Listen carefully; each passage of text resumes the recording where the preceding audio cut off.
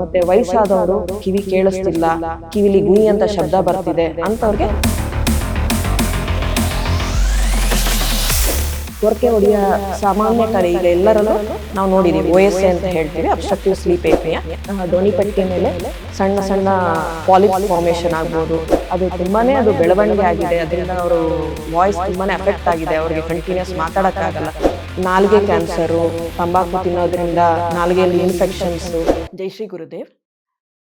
ಎಲ್ಲರಿಗೂ ನನ್ನ ನಮಸ್ಕಾರಗಳು. ನಾನು ರೋಹಿಣಿ DRS, ENT ವಿಭಾಗದಲ್ಲಿ ಆದಿಚುಂಚನಗಿರಿ ಆಸ್ಪತ್ರೆ BG ನಗರದಲ್ಲಿ ಅಸಿಸ್ಟೆಂಟ್ ಪ್ರೊಫೆಸರ್ ಆಗಿ ಕಾರ್ಯನಿರ್ವಹಿಸುತ್ತಿದ್ದೇನೆ. ನಾನಿವತ್ತು ಕಿವಿ ಮೂಗು ಗಂಟ್ಲು ರಿಲೇಟೆಡ್ ಕಾಯಿಲೆಗಳು ಮತ್ತು ಅದಕ್ಕೆ ಬೇಕಾಗಿರೋ ಸ್ಪೆಷಾಲಿಟಿ ಮತ್ತು ಅದಕ್ಕೆ ರಿಲೇಟೆಡ್ ಎಂಡೋಸ್ಕೋಪಿ ಮತ್ತು ಏನೇನು ಅದಕ್ಕೆ ರಿಲೇಟೆಡ್ ಸ್ಪೆಷಾಲಿಟೀಸ್ ನಮ್ಮ ಆಸ್ಪತ್ರೆಯಲ್ಲಿ ಅವೈಲಬಿಲಿಟಿ ಇದೆ ಅದ್ರ ಬಗ್ಗೆ ಒಂದು 2-3 ನಿಮಿಷ ಮಾತಾಡ್ತೀನಿ.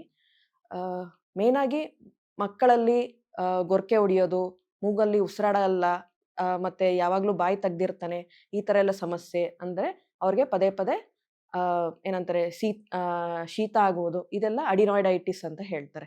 ಈ ಸಂಬಂಧ ರಿಲೇಟೆಡ್ಡು ಮತ್ತು ವರ್ಷಕ್ಕೆ ತುಂಬ ಸತಿ ಗಂಟ್ಲು ನೋವು, ಅವ್ನು ಕ್ಲಾಸ್ ಮಿಸ್ ಮಾಡ್ಕೋತಾ ಇದ್ದಾನೆ, ಸೊ ಪದೇ ಪದೇ ಗಂಟ್ಲು ನೋವು ಬರುತ್ತೆ, ಊಟ ಕರೆಕ್ಟಾಗಿ ಮಾಡಲ್ಲ, ಜ್ವರ ಬರುತ್ತೆ, 5-6 ದಿನ ಅವನು ಮನೇಲೇ ಇರಬೇಕಾಗತ್ತೆ. ಸೊ ಈ ಥರ ತೊಂದರೆ ಇದ್ದವ್ರಿಗೆ ಅಡಿನೋಟಾನ್ಸಿಲೈಟಿಸ್ ಇನ್ಫೆಕ್ಷನ್ ಅಂತ ಹೇಳ್ತೀವಿ. ಅದನ್ನು ಎಂಡೋಸ್ಕೋಪಿ ಮುಖಾಂತರ ಮತ್ತು ಎಕ್ಸ್ರೇ ಮುಖಾಂತರ ನಾವು ಅದನ್ನು ತಿಳ್ಕೊಂಡು ಅದಕ್ಕೆ ಮೆಡಿಕಲ್ಲಿ ಮ್ಯಾನೇಜ್ ಮಾಡಬಹುದಾ ಅಂತ ಟ್ರೀಟ್ಮೆಂಟ್ ಕೊಡ್ತೀವಿ.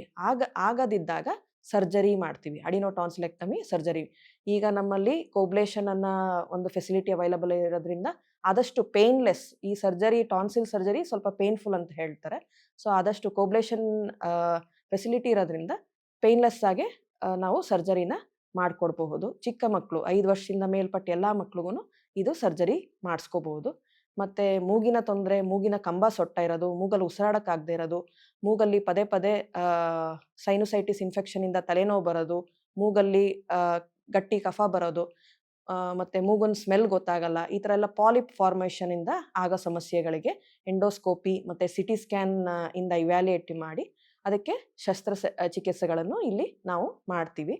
ಮತ್ತು ಮೂಗುಂದು ಸೌಂದರ್ಯವರ್ಧಕ, ನನಗೆ ಮೂಗಿನ ಶೇಪು ಆಕ್ಸಿಡೆಂಟಿಂದನ ಇಲ್ಲ ಯಾವ್ದಾದ್ರು ಆಟ ಆಡುವಾಗ ಸ್ಪೋರ್ಟ್ ಇಂಜುರಿಯಿಂದ ಡ್ಯಾಮೇಜ್ ಆದಾಗ ಮೂಗಿನ ಶೇಪ್ ಚೇಂಜ್ ಆಗಿರುತ್ತೆ, ಅದಕ್ಕೂ ನಮ್ಮಲ್ಲಿ ರೈನೋಪ್ಲಾಸ್ಟಿ ಸರ್ಜರಿ ಅಂತ ಹೇಳ್ತೀವಿ, ಅದನ್ನು ನಮ್ಮಲ್ಲಿ ಇಲ್ಲಿ ಮಾಡಿಕೊಡ್ತಿದ್ದೀವಿ. ಮತ್ತು ಗೊರಕೆ ಹೊಡೆಯ ಸಾಮಾನ್ಯ ಕಲೆ ಈಗ ಎಲ್ಲರಲ್ಲೂ ನಾವು ನೋಡಿದ್ದೀವಿ, OSA ಅಂತ ಹೇಳ್ತೀವಿ, ಅಬ್ಸ್ಟ್ರಕ್ಟಿವ್ ಸ್ಲೀಪ್ ಏಪ್ನಿಯಾ. ಈ ಸಿಂಡ್ರೋಮಿಂದ ಎಷ್ಟೋ ಜನ ಅವರ ಡೈಲಿ ಲೈಫ್ ಆ್ಯಕ್ಟಿವಿಟೀಸು ಅಫೆಕ್ಟ್ ಆಗುತ್ತೆ. ಸೊ ಅದಕ್ಕೋಸ್ಕರನೂ ಇಲ್ಲಿ ನಾವು ಇವ್ಯಾಲ್ಯೂಯೇಟ್ ಮಾಡ್ತೀವಿ, ಎಂಡೋಸ್ಕೋಪಿ ಮಾಡ್ತೀವಿ, ಮೂಗಲ್ಲಿ ಏನಾದ್ರು ಪ್ರಾಬ್ಲಮ್ ಇದೆಯಾ, ಇಲ್ಲ ಗಂಟ್ಲಲ್ಲಿ ಏನಾದ್ರು ತೊಂದರೆ ಇದೆಯಾ, ಇಲ್ಲ ಉಸಿರಾಡೋ ಭಾಗದಲ್ಲಿ ಎಲ್ಲರೂ ಅಬ್ಸ್ಟ್ರಕ್ಷನ್ ಇದೆಯಾ, ಏನಕ್ಕೆ ಇದು ಕಾರಣ, ಇಲ್ಲ ಅವ್ರು ವೆಯ್ಟ್ ರಿಡಕ್ಷನ್ಗೆ ಹೋಗಬೇಕು, BP ಕಂಟ್ರೋಲಲ್ಲಿ ಇದೆಯಾ, ಮತ್ತು ಸ್ಮೋಕಿಂಗ್ ಹ್ಯಾಬಿಟ್ ಇದೆಯಾ, ಸೊ ಇವೆಲ್ಲದ್ರದ್ದು ಕೌನ್ಸ್ಲಿಂಗು ಮತ್ತು ಸ್ಲೀಪ್ ಸ್ಟಡಿ ಅಂತ ಮಾಡ್ತೀವಿ. ಅವ್ರು ನಿದ್ದೆ ಹೋದಾಗ ಅವ್ರು ಎಷ್ಟು ಬಾರಿ ಅವ್ರಿಗೆ ಉಸಿರಾಟ ಸಮಸ್ಯೆ ಆಗ್ತಾ ಇದೆ ಅದನ್ನೆಲ್ಲ ಇವ್ಯಾಲ್ಯೂಯೇಟ್ ಮಾಡೋ ಫೆಸಿಲಿಟೀಸು ನಮ್ಮಲ್ಲಿ ಅವೈಲಬಲ್ ಇದೆ. ಮತ್ತು ಪದೇ ಪದೇ ಕಿವಿ ಭಾಗಕ್ಕೆ ಬಂದಾಗ ಪದೇ ಪದೇ ಕಿವಿ ಸೋರುವಿಕೆ, ಕಿವಿಯಲ್ಲಿ ದುರ್ಮಾಂಸ ಇರೋದ್ರಿಂದ ತುಂಬ ಫೌಲ್ ಸ್ಮೆಲ್ ಅಂತ ಹೇಳ್ತೀವಿ, ತುಂಬ ಬ್ಯಾಡ್ ಸ್ಮೆಲ್ ಇರೋ ಅಂಥ ಸೋರುವಿಕೆ, ಅಂಥ ಮಕ್ಕಳಿಗೆ ನಾವು ಮಕ್ಕಳು ಇಲ್ಲ ದೊಡ್ಡವರು ಗೊತ್ತಾಗದೇ ಇರೋದು, ಮತ್ತು ಕ್ರಮೇಣವಾಗಿ ಕಿವಿ ಕೇಳೋದು ಕಡಿಮೆ ಆಗ್ತಿದೆ ಅಂಥವ್ರಿಗೆಲ್ಲ ನಾವು ಕಿವಿ ಪರೀಕ್ಷೆ ಮಾಡಿಸಿ, ಕಿವಿದು ಒಂದು ಹಿಯರಿಂಗ್ ಇವ್ಯಾಲ್ಯೂಯೇಷನ್ ಮಾಡಿಸಿ ಅದನ್ನು ಮ್ಯಾಸ್ಟಾಯ್ಡ್ ಸರ್ಜರೀಸ್ ಮುಖಾಂತರ ನಾವು ಟ್ರೀಟ್ಮೆಂಟ್ ಕೊಡ್ತೀವಿ. ಮತ್ತು ಇಲ್ಲಿ ಪ್ರತಿಯೊಂದು ಹುಟ್ಟಿದ ಮಗು ಆಗಲಿ, ಪ್ರೀ ಟರ್ಮ್ ಬೇಬಿ ಆಗಲಿ, ಟರ್ಮ್ ಬೇಬಿ ಆಗಲಿ, ಎಲ್ಲ ಮಕ್ಕಳು, NICUಲಿ ಇದ್ದಿದ್ದ ಮಕ್ಕಳು, ಎಲ್ಲ ಮಕ್ಳಿಗೂ ಓಟೈಟಿಸ್ ಅಂದರೆ ಅವ್ರದ್ದು ಕಿವಿದು ಶ್ರವಣ ಪರೀಕ್ಷೆ ಮಾಡಲಾಗುತ್ತದೆ. ಸೊ ದಟ್ ಮುಂದೆ ಅವ್ರಿಗೆ ಏನಾದ್ರು ಡೆಫ್ನೆಸ್ ಬರೋ ಚಾನ್ಸಸ್ ಇದ್ದರೆ early as per the screening protocol ಎಷ್ಟು ಅರ್ಲಿಯಾಗಿ ನಾವು ಅದನ್ನು ಫೈಂಡ್ ಔಟ್ ಮಾಡೋಕ್ಕಾಗತ್ತೆ, ಅದನ್ನು ಇಲ್ಲಿ ಫೆಸಿಲಿಟಿ ಅವೈಲಬಲ್ ಇದೆ. ಬೆರ ಪರೀಕ್ಷೆ ಮತ್ತು ವಯಸ್ಸಾದವರು ಕಿವಿ ಕೇಳಿಸ್ತಿಲ್ಲ, ಕಿವಿಲಿ ಗುಯಿ ಅಂತ ಶಬ್ದ ಬರ್ತಿದೆ ಅಂಥವ್ರಿಗೆ ಟಿನಿಟಸ್ ಥೆರಪಿ ಅನ್ನೋದು ಕೊಡ್ತೀವಿ, ಮತ್ತು ಅವ್ರಿಗೆ ಹಿಯರಿಂಗ್ ಏಡ್ ಫಿಟ್ ಮಾಡಿ ಅವ್ರಿಗೆ ಟ್ರೈನಿಂಗ್ ಕೊಡ್ತೀವಿ. ಸೊ ದಟ್ ಅವರು ಆ ಕಿವಿ ಕೇಳಲ್ಲ ಅನ್ನೋ ಬೇಜಾರಿನಿಂದ ಅವ್ರು ಹೊರಗಡೆ ಬರ್ಬೋದು. So most of them above 50 years ಬಂದು ಇಲ್ಲಿ ಕಿವಿ ಪರೀಕ್ಷೆ ಮಾಡಿಸ್ಕೊಂಡು ನನ್ನ ಕಿವಿ ಕೇಳ್ತಾ ಇಲ್ಲ ಒಂದು ಭಾಗದಲ್ಲಿ ಕಿವಿ ಕೇಳೋದು ಕಡಿಮೆ ಆಗಿದ್ದರೆ, ಇಲ್ಲ ಸಡನ್ನಾಗಿ ಲೌಡ್ ಸೌಂಡಿಂದ ನಾಯ್ಸ್ ಎಕ್ಸ್ಪೋಜರಿಂದ ಆಗಿರೋ ಡ್ಯಾಮೇಜ್ನ ಅದನ್ನ ಇಮಿಡಿಯೇಟ್ ಆಗಿ ಬಂದು ಟ್ರೀಟ್ಮೆಂಟ್ ತಗೊಂಡ್ರೆ ಇಮಿಡಿಯೇಟ್ ಆಗಿ ನಾವು ರಿವರ್ಸ್ ಮಾಡ್ಬೋದು ಮಾತ್ರೆಗಳು ಕೊಟ್ಟು.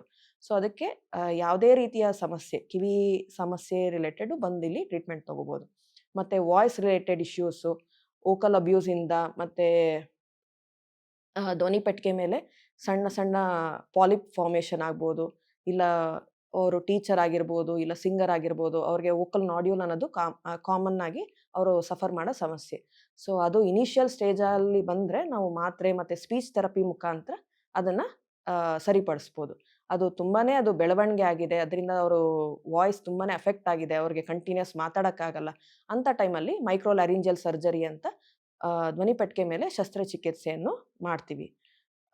ಮತ್ತು ಅದ್ರ ಜೊತೆಗೆ ನಮ್ಮಲ್ಲಿ ಥೈರಾಯ್ಡ್ ಮತ್ತು ಲಾಲಾರಸ ಅಂದರೆ ಸಲೈವರಿ ಗ್ಲ್ಯಾಂಡ್ ಅಂತ ಹೇಳ್ತೀವಿ, ಅದರ ರಿಲೇಟೆಡ್ ಗೆಡ್ಡೆಗಳು, ಟ್ಯೂಮರ್ಸು ಅದನ್ನೆಲ್ಲ ಇಲ್ಲಿ ಸರ್ಜರಿ ಮಾಡ್ತೀವಿ. ಈಗ ಮುಖದ ನರ ನಮ್ಮ ಸಲೈವರಿ ಗ್ಲ್ಯಾಂಡ್ ಮುಖಾಂತರನೇ ಹೋಗೋದ್ರಿಂದ ಸೊ ಆ ಮುಖದ ನರಕ್ಕೆ ಡ್ಯಾಮೇಜ್ ಆಗದೆ ಇದ್ದಂಗೆ ಆ ಮುಖದ ನರನ ಆದಷ್ಟು ಪ್ರಿಸರ್ವ್ ಮಾಡಿಕೊಂಡು ಒಳಗಡೆ ಗೆಡ್ಡೆ ಇಲ್ಲ ಮೇಲ್ಗಡೆ ಸೂಪರ್ಫಿಷಿಯಲ್ ಲೋಬಲ್ ಇದೆಯಾ ಇಲ್ಲ ಡೀಪ್ ಲೋಬಲ್ ಇದೆಯಾ ಅದನ್ನು ಹೇಗೆ ಅದನ್ನು ಸರ್ಜರಿ ಮಾಡ್ಬೋದು ಅದನ್ನೆಲ್ಲ ನಮ್ಮ CT ಸ್ಕ್ಯಾನ್ MRI ಮುಖಾಂತರ ಇವ್ಯಾಲ್ಯೂಯೇಟ್ ಮಾಡಿ ಕ್ಯಾನ್ಸರ್ ಸರ್ಜನ್ ಜೊತೆ ನಾವು ಅದರದ ರಿಲೇಟೆಡ್ ಕ್ಯಾನ್ಸರ್ಗಳಾಗಲಿ ಸರ್ಜರಿಗಳನ್ನ ನಾವು ಇಲ್ಲಿ ಮಾಡ್ತೀವಿ.